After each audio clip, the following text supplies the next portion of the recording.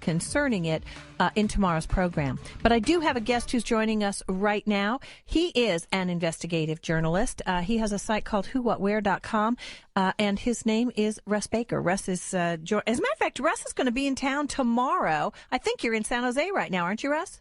I am. Hi, Pat. Just Hi. A couple of things.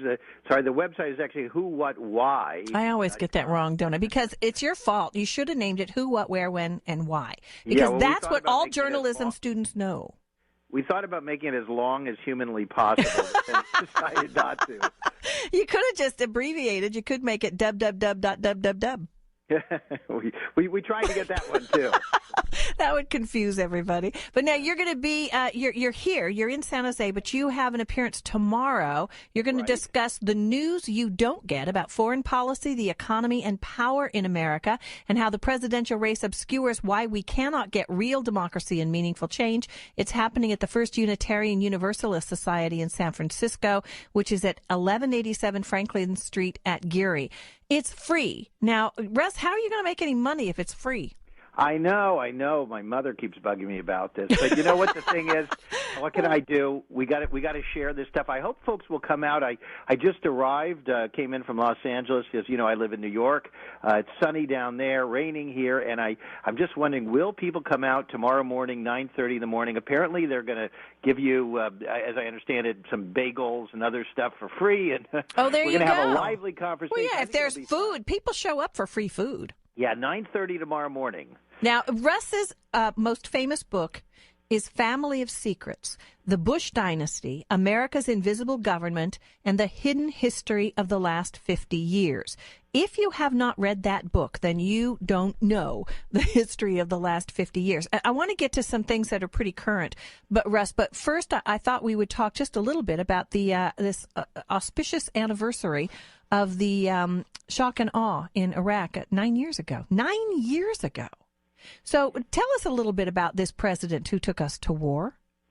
Well, I mean, there are so many things that we don't know, and of course, after all these years, and we still have quite a presence there, we no longer even talk about the place, and we no longer even talk about why the United States went in there in the first place. And it's not just Iraq, of course, it's with Afghanistan, these shifting rationales for going in there. But with Iraq, I mean, one of my personal favorites, and as you know, this is one of many revelations in Family of Secrets, was when I interviewed one of Bush's close confidants, a guy who was working on a book with him back in 1999, and he told me that Bush had told him back in 1999, this is not 2003, 2002, 2001, 1999, that he was, if he got elected president, one of the only things he could think of that he really was looking forward to doing was invading Iraq. And I think it's important that we remind folks of that. Most people don't even know that at all, but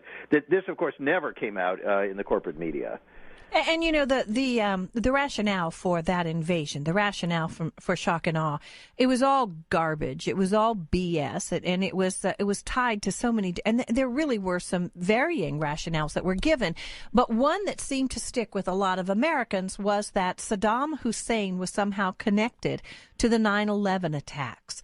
Then of course, we talked about the weapons of mass destruction and all that sort of thing. But the 9/11 connection was something it seemed like Dick Cheney continued to cling to and continued to evoke. Now, you've got a story that's fairly recent. I think you first published this September of last year, where you don't connect Iraq to 9/11, but you do connect the Saudis. Tell us about that. Yeah, and by the way, just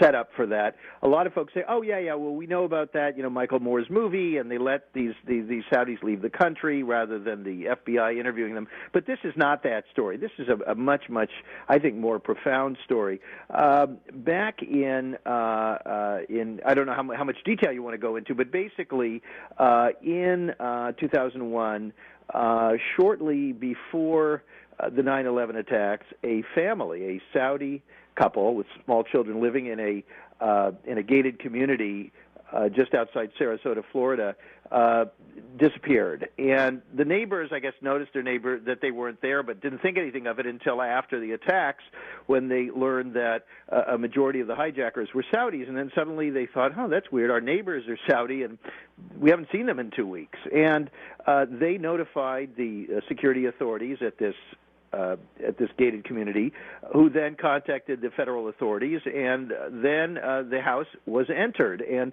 they found the house essentially untouched, a new PT Cruiser in the driveway, a car in the garage, clothes throughout the house, everything there, all the furnishings, fruit on the table, diapers out and so forth. It looked like they were living there, but they weren't. They were gone. And they'd apparently left in a great hurry. They'd opened a safe and taken the contents and left the safe door open and taken one computer and left another.